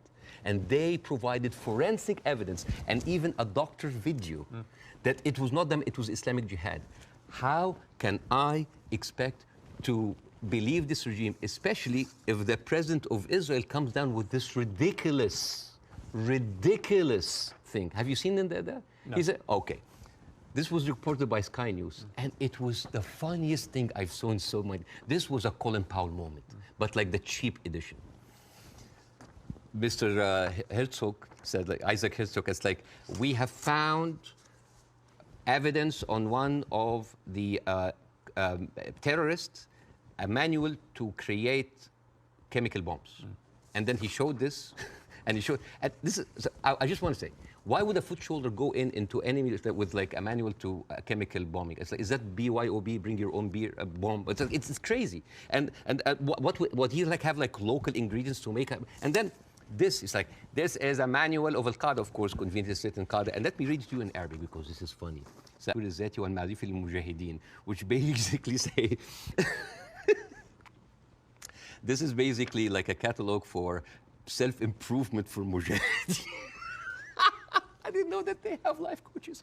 So this, and you know what Sky News said? It's like, we cannot confirm or any of this, but we will show it anyways. So let me respond. So this is like, this is a lying government. So let me respond. Yes. I do think the Israeli government has lied. All the time. Right? I do think they've lied. I'm not going to dispute that. I do think they've been caught lying. I do think they've said things that turned out not to be true. I also think that 2 weeks ago, a hospital was bombed. Yes. And it was Who immediately... do you think did it? Well, I'm going to tell you what I think. Hamas immediately tell the world it was an Israeli airstrike and that 500 people were killed and that the hospital had been destroyed. And then as the next couple of days go by, the hospital is relatively undamaged. The car park was obliterated. Many fewer people than 500 were killed. How many people died? Well, we don't know because actually we're reliant on the Palestinian Health Authority, which is Hamas in Gaza, for the figures. So we don't know the number, but a lot fewer people died, it would appear, than the like 500. 100? We don't know. 50? Either way, it's appalling, but it may not have been anywhere near as appalling as was first said by Hamas. But here's the point. Most independent studies of what happened have concluded that it was almost certainly a militant stroke terror group inside Gaza, and they fired a rocket which landed in the hospital car park. In other words, it wasn't an Israeli airstrike. So I have an issue with that because for 3 days before the attack, the priest and the patriarch of the hospital, because it's called the Baptist hospital, said that they have received multiple warning from Israel that they're going to hit the hospital. And then at the time of the hit of the hospital, one of the top aides of Netanyahu, he tweeted about like we hit the hospital, and then he deleted it, and then basically like Israel gaslighted the world. But It was not us. But that's why I said most independent. No, that's not true. New York Times actually like just published something to prove that it was shot from Israel. And the thing is, No, okay, they didn't. Though. Okay, numbers. They didn't. Numbers. Bassem, that's not true. Okay. The New York Times has not reported that it was Israel. No, they said They haven't. Okay. That's not true. Over 10 years, Hamas launched 35,000 rockets into Israel. And many failed. They killed 69 people. And 25% military, only part of them were civilians. So over 10 years of 35,000 rockets, they killed 69 people. But in one strike, you want to tell me that these glorified firecrackers caused that kind of damage? Yes, it looks like they did, yeah. Okay. Yeah. And actually, it wasn't the damage that was reported by Hamas, who wanted people to believe it was an Israeli airstrike. Right. So my point would be, I'm happy to concede that Israel government has lied about stuff over the years. But I'm absolutely certain as well that Hamas lie all the time. Why are we holding a militant... I believe, from all I've read, I believe they lied about the hospital. Why are we holding the militant terrorist group to the same standards as the best and only democracy in the Middle East? They happen to be the ruling party in Gaza. So they're not just a terror group, they are a political group as well, a political party. Okay. Well, they are. So the question again comes this, and so far you've ducked it, so I want to ask you one more time. We can both agree that the scenes in Gaza right now are horrific, because I do feel that. But I don't know how else Israel can eradicate Hamas than the way that they're currently trying to do it. Do you have an alternative for them? Well, again, we are locked in the same thing, what can we do now? But we don't look at what was happening over there. The best recruiter for Hamas is Israel. I mean, you have talked a lot about the horrible condition in Gaza. Yes. I mean, let's imagine like a little boy called Rami. He lives in Gaza. You know, he have a horrible life, but like, you know, it's not that bad. I know he has a cousin in the West Bank. He's living a good life. He wake up in the morning and he found out that he was kidnapped by 3 settlers. He was burned alive by kerosene and he was forced to drink the kerosene. His name was Muhammad Abu Khudaira. That settlers did that to him in 2016. Said, all right, you know what, I'm just gonna leave. I'm gonna find a way to go to Europe. His aunt is a published author and she won a prize in the Frankfurt book fair. His name is Adniyah Shtalabi. And now she was canceled because of what's happened, just because of her a Palestinian. His other aunt in America, his name Amawi, she is a speech therapist. And this is close to my heart because of my son. And she was fired because she did not want to sign the for government contract that said that you cannot join BDS, which I don't understand. Why do people choosing to protest peacefully by not buying goods from a certain country? Why would the United States make that its own issue? So, and this guy, this Rami is being approached by like, oh, join Hamas, join us, let's go kill Israel. No, I don't want to kill. I'm going to live in Gaza. It's a life, but 97% of water is not good for human consumption. Half of the population are anemic. Even the is not being treated, and it goes into the shores of Israel. It's like, oh, those Palestinians. It's horrible. Yeah. So, and then he wakes up in the morning. He doesn't think about killing Jews the first thing in the morning. He thinks about being there at 5 o'clock at the first 50 people in the line for bread, because if he doesn't, he will miss the food for his family. And he goes back, and he finds a message saying that we are going to bomb your house. He comes back, he loses his whole family. Now, tell me, what is a proportionate response for that? I don't know. I don't know. You cannot create terrorism and then you. I don't know. You have. They have created this. I don't know is the answer. But Bassem, let me ask you this: Hamas will have known when they perpetrated what they did on October the 7th, what the scale of response was likely to be. How does that help the Palestinian people? I don't know. That they are supposed to serve. I don't know. The wheels are already set in motion. But it doesn't, does it? I do not. You know, this is the thing. I feel sometimes that Hamas is with us in the room, that we are bringing Hamas. Who has the power in this equation? Who has the fourth largest and strongest military power? The whole idea about Israel, it's like, oh my God, the Arabs are going to destroy us. Look at the map. Hamas, well, hang on, hang on.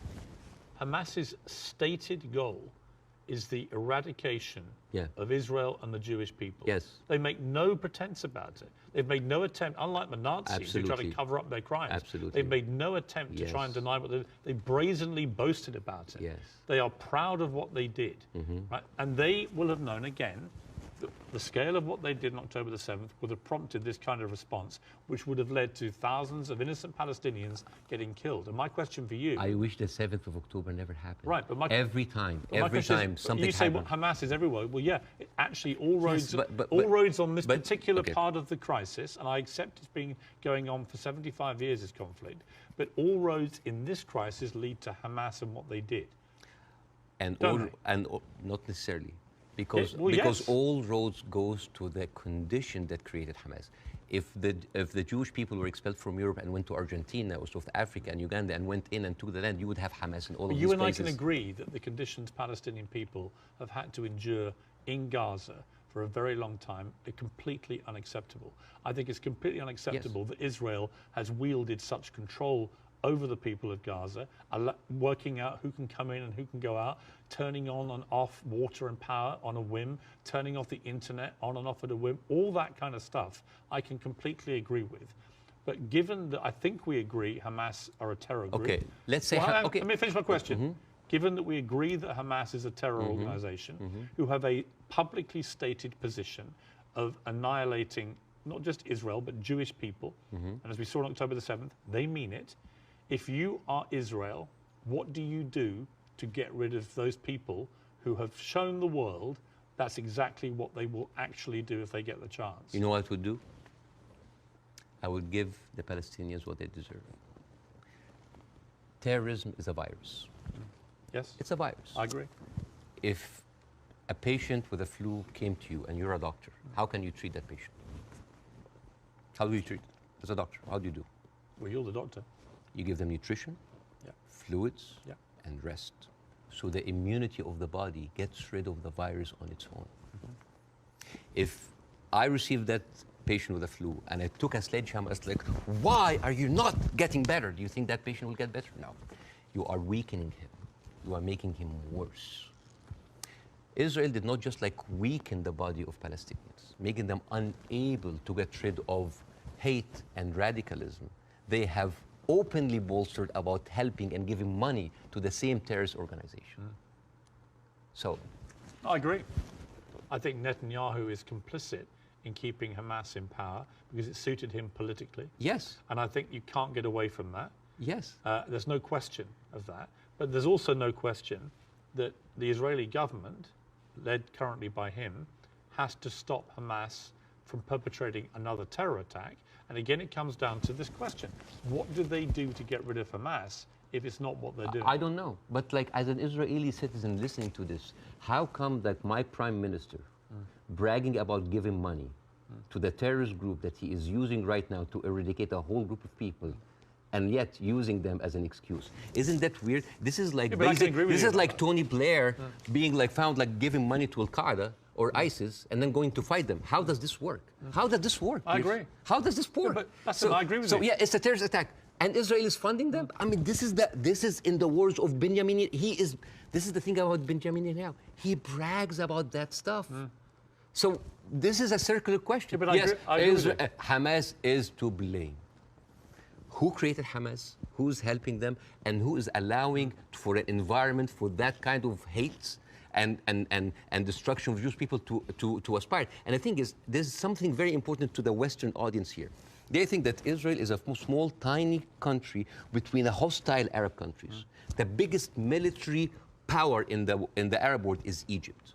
They have a peace treaty. Their neighbors, Jordan, they have a peace treaty. Saudi Arabia, Emirates, either like have like full relationship or like on the way of normalization. Yeah. The only people that, even Syria is not like even like they didn't launch like a single bullet. The only two crutches that Israel is like Hezbollah and Hamas. Yeah. A few militant, thousands of militant.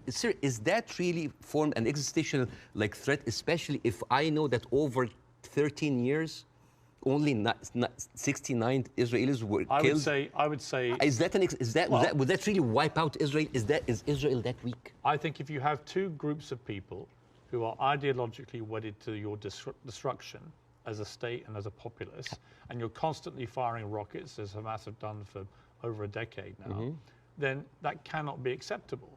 You have to stop that, right? These are terrorists who've now shown on October the 7th their true colors. They don't just talk about wanting to kill all Jewish people. They are going to do it if they get the chance. So I don't believe Hamas can possibly stay in any position of authority in Gaza. I think that would be ruinous for not just the people of Gaza, but also for Israelis. So if you're going to get rid of them, which many people think on both sides is inevitable and should happen as a consequence of what they did, the big question is, how do you do that? And I don't know any other way other than the way Israel is currently doing. Hence my personal moral quandary about this. So if a terrorist takes over the Empire State, instead of taking him out, we bomb the whole Empire State? Well, that's the question, isn't it? Proportion. That is not even a question. Well, that was not even a question, because that would be ridiculous. You talk about the normalization of the region. I mean, the theory that I most buy into, supported by recent, I think, Wall Street Journal reporting, that hundreds of Hamas terrorists had gone to Iran for training before this attack. Okay. It had obviously been very carefully organized, and so that is, I think, highly likely. But if you're Iran, and you're looking at all this normalization, and you're looking at Saudi Arabia being next, this is your worst nightmare. So a perfect time to commit an atrocity like this through your proxy of Hamas. Again, I'm not a political expert to know what is the background, but let me tell you. It's a likely theory. Is Hamas justified? Is all of the horrible conditions that Palestinians are living in, is that a justification for Hamas doing what they did in October 7th? Good. Do you think so? Of course not. Right. So we're agreed. No, of course. So let me ask you the question a different way. There is no justification what Israel is doing now. No Hamas, no terrorist attack justifies this. Well, because you have been there. No, but you have been there. You have stood against the Iraq war. Yes. And that is too much. Yeah, but here's the difference. You are killing a whole population. No, here's the difference. I didn't stand against them for that reason. I stood against the Iraq war because I did not believe we had seen evidence that Saddam Hussein had weapons of mass destruction. So we were fighting a war against a country and a despotic leader which had nothing to do with 9/11, as they were trying to claim. It was actually a lie perpetrated on the world, and the consequences were disastrous. 1 million people died. I mean, over 150 British troops died. My brother served in Iraq and could have been one of them. You know, the whole thing was a fiasco, a deadly fiasco. It led to the rise of ISIS and all the hell that came with that. So, you know, yes, absolutely, I fought that campaign against that war, and I wish I'd been successful. But the singular difference here is no one is disputing, least of all the Hamas themselves, that they perpetrated this attack. And I believe Israel has a fundamental right and a duty to defend its people from them doing it again. So if we can agree on that as a principle of a country that's had that kind of attack and how you deal with it, the question then becomes, how do you eradicate the people who did it? And I just think, given the intense nature of the way the population exists in Gaza, very, very large numbers of people in confined places, and that is in itself unacceptable, and I will agree with you about all of that, and that has to be fixed longer term. But actually, if Hamas are everywhere there amongst these people, I just don't see any alternative to what they're doing. And I'm very happy to consider one.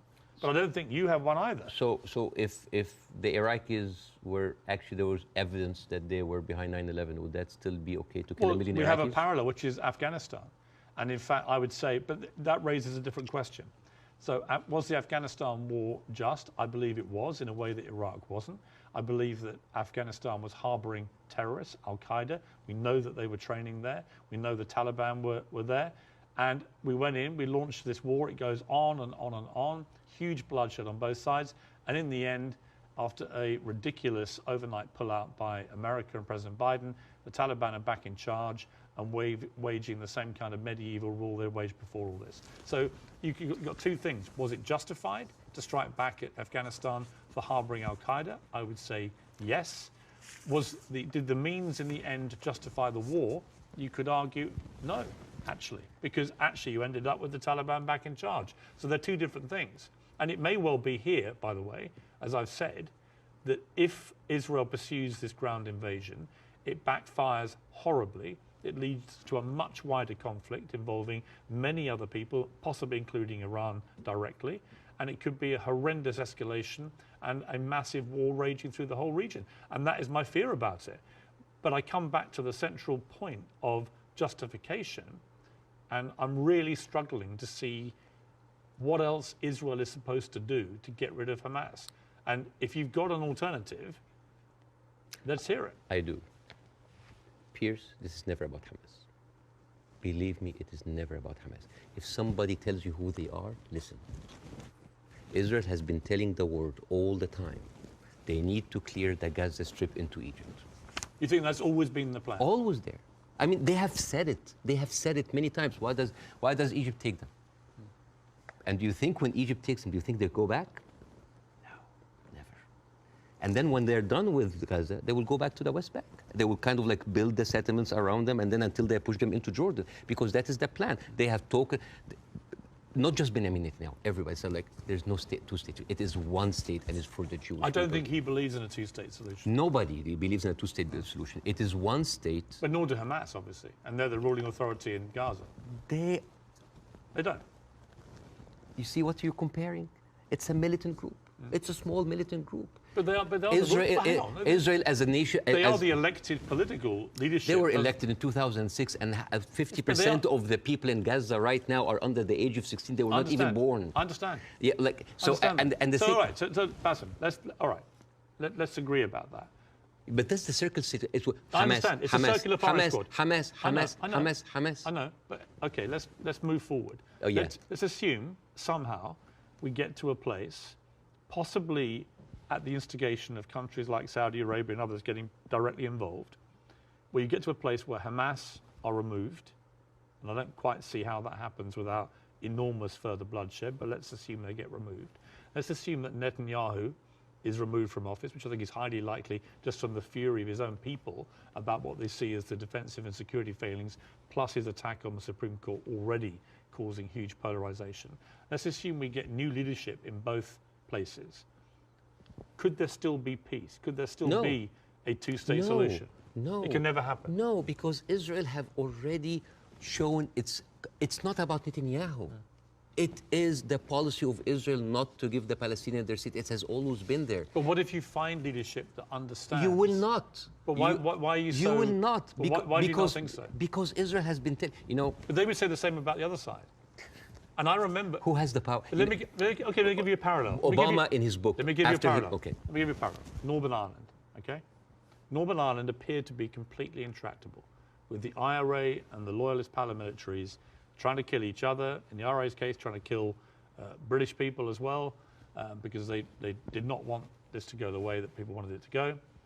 And ultimately, we got to peace because we found leaders who actually had the courage, moral courage, to get in the room with the people that were trying to kill them and to do a deal. I don't think you can do that with Hamas. They're on a different scale altogether to the IRA. But we did have a seemingly intractable place riddled with violence on both sides, and eventually we got peace. Do you not see there's any chance of doing that here? No, not with Israel. Obama, after he left office, he wrote in his book, the problem with the Palestinian-Israeli conflict is that one side is extremely powerful and one side is extremely weak. There is absolutely nothing to oblige that strong side to give anything. All over the years, Israel showed you many times that they are not interested in peace. Leave Gaza. Forget Hamas for a second. The West Bank. What have they been doing in the West Bank? The illegal settlements did not stop a single day. No, they no. Are and it's completely wrong. Yeah, but the thing But is, it's wrong. I agree with you. But you see what they're doing in the West Bank right now? They are creating little Gazas. They are creating little Gazas. Yeah. And until they are like squeeze them. It's completely wrong. There is a hilarious documentary called The Wanted 18. It is like an Israeli-Palestinian co-production, and it tells about the incredible story about the residents of Beit Sahur. It's a Palestinian town next to the Nazareth. And they said they don't want to depend on the milk coming from the kibbutz. So they bought 18 cows. 18 cows. And they didn't know how to milk the cows or have a cow farm. So they were like engineers and doctors. So they sent people to kind of like to learn how to do the farm. So they bought the cows and they started to produce milk and they started to sell the milk to the villages. The Israeli authorities were not very comfortable. So one day the military government came in and like, those cows, and I quote, constitutes an existential threat to the national security of the state of Israel. You need to get rid of them. And the movie goes about like the hilarious attempts of hiding those cows between the butchers and the houses. And in one scene, a cow is actually running and the Israeli soldiers are like running behind it and they corner it and they corner it and they're about to kill it. And you know what did the cow say? You didn't fall for this. Cows don't speak. Yeah! But you know, it actually said something. You know what did it say? It said Hamas. But anyways. But you see, this is the ideology of the Israeli ruling party. They are not interested. They're not even allowing you to get your own cows. I mean, I want to discuss something that is very important because we have been talking about Israel being a democratic state, a secular state for all of its citizens, including its Arab residents, right? Wrong, Yes. wrong, wrong, wrong. 2018, there was a resolution that was offered in the Knesset that say that Israel should be a state for all of its citizens. That seems basic, right? That resolution was not even allowed to be discussed. It's like, wait, why? And the rebuttal was, Israel being the state of all of its citizens would threaten the character of the Jewish state. There is, I have a friend of mine, his name is Andrew. He's Palestinian Christian, they do exist. And his family comes from a town called Tarshiha. As many Palestinian towns, these would like, you know, had another Israeli town called Kafar Vradim. It is a left-leaning town. They voted against Netanyahu by 70%. And they announced an auction to sell houses. And then they noticed that most of the applicants were Palestinians. They canceled the auction. Why? Because in each Jewish town, there is something called admission committee that can decide who can live in this town. Sounds like Jim Crow for me. And then they canceled. And you know what they say in the reason? They say, Kafar Vradim welcomes all citizens of Israel despite their race, gender, or color. However, the majority of the town would like to preserve the character of the town as being Jewish, Zionist, and secular. How does this go together, secular and Jewish aside? You know, and this brings me to this picture. This is a very famous picture. You know, remember this picture? I'm sure you've seen it. Yeah. This, for the people who don't know, this from San Augustine, Florida, 18th of June, 1964. This was a white-only motel. And these are black activists who wanted to defy the law and jump into the hotel. This guy, he's the owner of that. His name is James Brooke. and he was pouring acid to scare them out of the hotel. His neighbor said that James Brooke was a victim because he was just following the law. And you know what James Brooke said?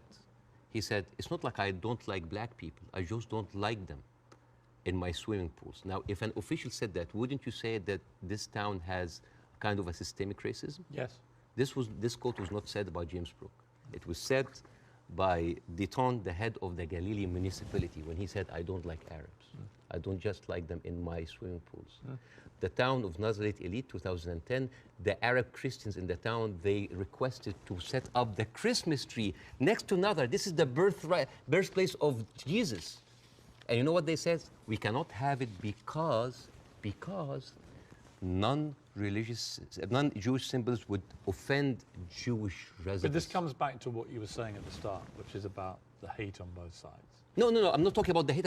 I'm talking about this shining example that Israel won't tell the world that we are like the Western world. We are secular.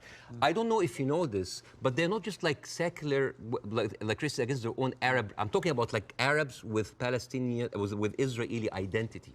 I'm talking about them being even racist against their own people. 1950, Yemenis immigrants that came from Yemen, and they were in the transition camp waiting to be transferred into Israel. Their kids were taken away from them and given to white Ashkenazi Jews because they were not white enough. But Bassem, what would happen if a Jewish person went to Gaza? Why would they go to Gaza? Exactly. Even I wouldn't go to Gaza. Exactly. That's my point. Yeah, it's a dystopia. But I'm just. So it's not just. You're raising points about Israel, making out that somehow they're as bad or worse. No. But what's going on there? Hamas has ruled over the Palestinians in the most oppressive way imaginable. Absolutely, but you know what? Hamas never claimed that they are the only democracy in the region. They never claimed that they are secular. They never said that they adopt Western tradition. And they definitely, they did not use that lie in order to carpet bomb a whole country. Okay. Now here, I want to say one example. And I'm going to leave you. All right. Israel, you think that Israel will like, by the way, the whole thing about the Yemeni children, you can find it in New York Times. It's called like the lost children of Israel, the forgotten. But even when Ethiopian people were immigrated to Israel, Ethiopian Jews, women then report, 2013, that's not like 50 years ago, they reported that they were given against their consent and without their knowledge contraceptive shots so they wouldn't reproduce because they are the wrong color. Israel is a racist, apartheid country that is projecting this shiny example of secularism and democracy for the people so people can accept whatever they do because they look at Palestinians as lesser people. This is the whole point. This is the whole point. And I would like to quote Winston Churchill. He had a quote that say, I don't believe that we have made a great wrong to the Red Indians of America or the black people of Australia because they were replaced by a higher race, a stronger race, a more world-wisely race. This is why Queen Rania is criticizing the West. This is why we here say, like, where are your values? Because this is the crux of the problem. It's not Hamas. It's not Palestine. It is people looking at us as lesser human beings. Bassem, I don't dispute the characterization that a lot of the Israel administration look upon Palestinians as lesser people. Otherwise, they wouldn't. They even look at the Ethiopian Jews and Yemeni Jews like less. I wouldn't dispute that. I want to quote you to end this. No, why would you end this? Don't end this. We'll be talking for 2 hours. Why not? At some point, we're having an amazing time. We can do another interview. Well, this one goes big. I think this is a neat way to end it. He said, I actually believe there is a middle ground between everybody and they can meet. I direct my criticism for the extreme of each one of them. That was you, Bassem Youssef. I agree with that. But I don't share your view there can never be peace in this region. I think there can't be with the current leadership structures in both countries or both places. But I definitely think you've got to be optimistic about peace. You just need to find people that can forge it. I hope so. But the reason, listen, I refused to come on your show when your producer first called me for the first interview because I was scared. I was afraid. For me, that was a career suicide. Because I'm talking. This is even important because You are someone who's always talked about like against cancel culture, about like talking, speaking your mind out. Speaking your mind out. I left Egypt and I came to America, the land of the free, the home of the brave, but I didn't know that there was a fine print said that you cannot speak about Israel. I have issue with that. Israel is a foreign country. They're allies, good. But you can speak about Israel. How many people lost their jobs? Even Bella Hadid. Bella Hadid, by the way, She hasn't lost her job. No, but she talked about death threats. She's talking about like being silenced. Sure. By the way, Bella Hadid is she's Palestinian. And you know who else? Gigi Hadid, sisters. I love the Hadid. They are with us. Yeah. Anyway, so. I know them both, they're very nice. Yeah, but the thing is, if you are that high and you cannot speak about it, and it's not about, it's well, like. You can, you just have to. You can. I mean, I've spoken out about these issues and you get shot at, not literally, but metaphorically all day long on social media. That shouldn't stop people from doing it. I'm just like wondering, as an American. You do? As an American, yeah. But like, I'm doing now because like the first interview went well. Right. I'm doing that because I want people to see that you can really speak up and not just get canceled, but get rewarded. My career is going fine. Yeah. It's great because I want people to have the courage. There should be no limits. I'm kind of like so confused as an American citizen why every American presidential candidate have to go and kiss the hand and bend the knees to AIPAC. This is a lobby that works for a foreign country interest. Why don't we have like a lobby for Saudi Arabia? At least they're giving us more money. You know the great thing? You can say that here. Yes. You couldn't say it in Egypt. That's why you're living here. Yes, but again, a lot of people feel the burn, the heat whenever they come down. If I was an American, I'd be going, oh, all right, Bassem, all right, we'll take the criticism because you can do that in this country. And I'm happy. When you criticize the government in your own country, yeah, they drove you out. Yes, and that's why I came to America, to play the white man's game, to actually to pass this acquired white privilege to my children. But the problem is just a country of white people. But here's the problem. And the white man's game, the game in America is not a white man's game. It's a game that actually has a democracy and believes in freedom of speech. But there are dog whistles everywhere. You're not going to be put in jail for this interview. Or I can lose my career and I can lose jobs, and you know that. You could in Egypt, you could. No, here you can. In Egypt, they arrested you. Here you can. And they threatened you, and you would have probably ended up in prison or dead. Here, a lot of people lost their jobs because they spoke up. It depends what they say. Of course, but again, if you're Kanye West and you spew anti-Semitic garbage, I'm not. You're going to lose. You're going to lose what you have. I will never adopt that kind of point of view. But the thing is, there is dog whistles everywhere. As I told you at the beginning, you cannot just say it's like anti-Semite. Like, I mean, now, how come that the Palestinian flag is outlawed? By the way, it's outlawed in Israel. If you raise the Palestinian, you go to jail. And now they're saying like the Palestinian flag is a pro-Hamas. No, it's not a pro-Hamas. You know, I was doing a comedy show in Arizona, and a guy was like wearing like a kufiyah, like a scarf, and I took it, and I'm not like in hyperbole and like wearing symbols, but I just took it because like, why are we gonna outlaw colors and flags? That is absurd. That is not right. I agree. I don't think you should, but you should certainly outlaw Hamas. They're already outlawed. I mean, I'm not supporting them. Because they're a terror group. Okay. But the people with the power, the people who supposedly have the... And you should, by the way, I will say this, you should be able to criticize the Israeli government without being accused of being anti-Semitic. But I have in this interview repeatedly, and I'm not anti-Semitic. I just have a problem with all of what the Israeli government's been doing. And I have a problem with how any criticism to Israel by some circles here are considered anti-Semite. This is not fair. But a lot of the people doing it are actually anti-Semitic. Yes, but also a lot of Zionists are against Israel, that they hate the Jews. You know, we've discussed that. I want to end on a happy. But before that, I want to just like say 2 words about the media, which is, please. Sure.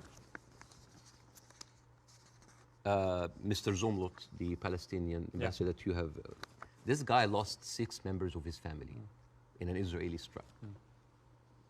And when he went on like some British news thing, he sat down and the lady told him, it's like, we are very sorry for your personal fun. I'm sure you don't condemn the killing of Israeli civilians. What? In the same moment. There's another girl like called Yara Eid. She was like on Sky News. And the girl was like crying, like, I lost 30 members of my family, 17 of them are children, I lost my best friend. And then, what did you think would happen? Forget about empathy. I think a lot of people, what about manners? Well, I think you have to start, I've said this repeatedly, you have to start from a place of humanity. You have to look at what happened on October the 7th and feel utterly outraged and disgusted for the loss of human life. Yeah. And you also have to feel that for what's happening in Gaza to innocent people. But and if you can't feel both for both sets of people, both sets of innocent people being killed, if you can't feel a sense of despair and horror over their deaths, you don't have any humanity. Believe me, Piers, it's not really about that. There's a deep sentiment in the Middle East, in Arabs, that the West do not look at us as equals. Well, you know what? So what I did, I went to the machines. Yeah. And I asked ChatGPT simple questions. Do Israelis deserve to be free? And you know what they tell me? Yes, Israelis deserve the right like any other people. And then I asked the same question, do Palestinians deserve to be free? And you know what they tell me? It is complex. It is a sensitive issue. Well, it's not complex. It's not sensitive. The Palestinian people should be free. Yeah, but and even the machines have... have... Let me finish. And they should have exactly the same rights to freedom and freedom of expression and a way to lead their lives and to water and to power and to internet that Israelis have and we have here in America and we have back in my home country of the UK. And I want that for the Palestinian people. We've got to end it there. Okay. Mainly because I've worked up a hell of a hunger in 2 hours of interview, and you have brought your wife's cooking. So tell me again how I do this. Okay, so basically... Take a piece of this, put it in the olive oil. Yes. Which is from the West Bank. Yeah, from the West Bank. And then a little bit of this. Yes. Like that? Yes, yes. This is like amazing oil coming from the olive tree.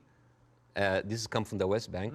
Since 1967, Israel have actually uprooted 800,000 olive trees, just to. That is absolutely delicious. I know. Please thank your wife for me. Thank you. Wish her all the best and her family, particularly those who are obviously in Gaza. It's been great to see you. Thank you so much. In America. Let's do it again. Let's do it again. Let's keep talking. Yes. I honestly think the way through this is people keep talking. Yes. Good to see you. Thank you so much.